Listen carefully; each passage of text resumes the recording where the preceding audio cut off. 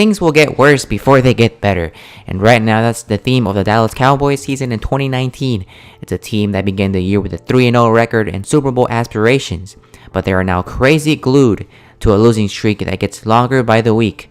Their second 3-game slide of the season. There's plenty of blame to pass around after a 31-24 loss to the Chicago Bears on Thursday Night Football that wasn't nearly as close as its padded final score would indicate, but the brunt of it will fall squarely on the shoulders of head coach Jason Garrett, who has been on the hot seat for some time now and has still failed to pull away in statistically the worst division in football.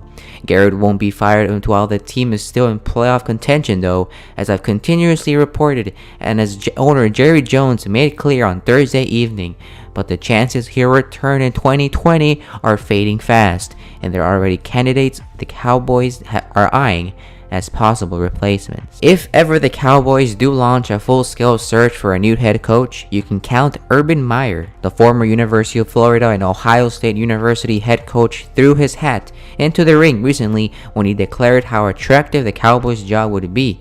Had you been called by the Cowboys? I have not. But if you would have been, you'd have spent a couple days with it. Sure. Absolutely. Okay. Yeah, absolutely. That one, yes. Okay, fair enough.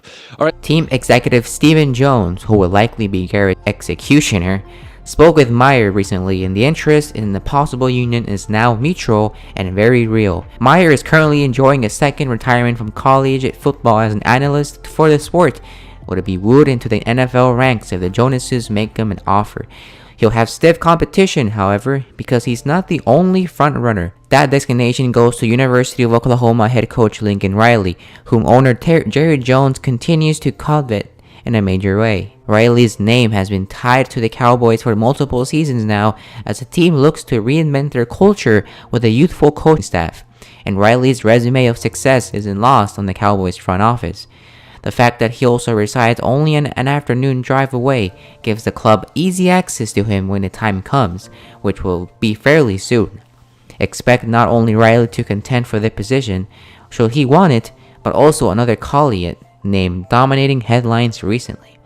A separate source tells me the Cowboys also have preliminary interest in speaking with Chris Peterson, the University of Washington head coach, having recently decided to relinquish his post in unexpected fashion.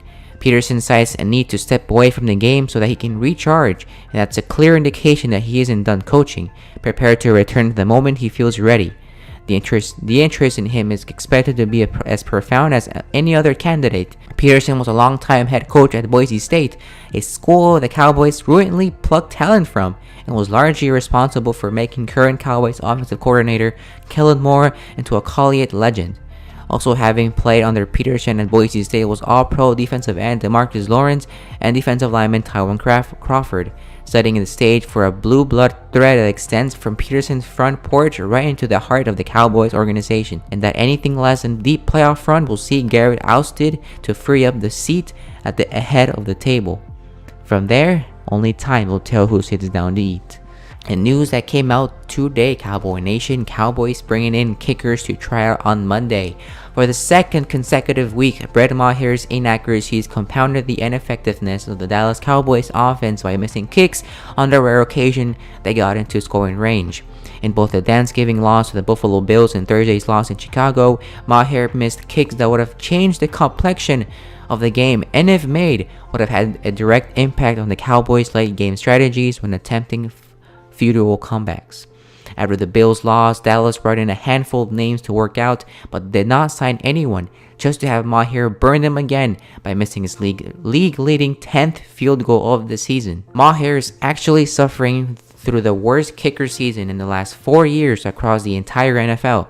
To try and salvage something out of a 6-7 season where they still miraculously lead the NFC East, Dallas is working out kickers once again, according to Watkins of the Dallas Morning News. Cowboys were bringing kickers Kai Forbath and Tristan Vizcaino for workouts on Monday.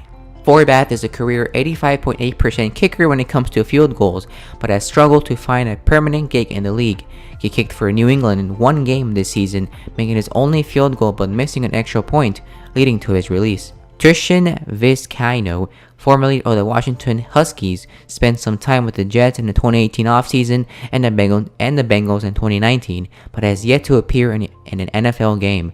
He does have a big leg, in addition to handling some punting duties in college, and that could be interesting to Dallas.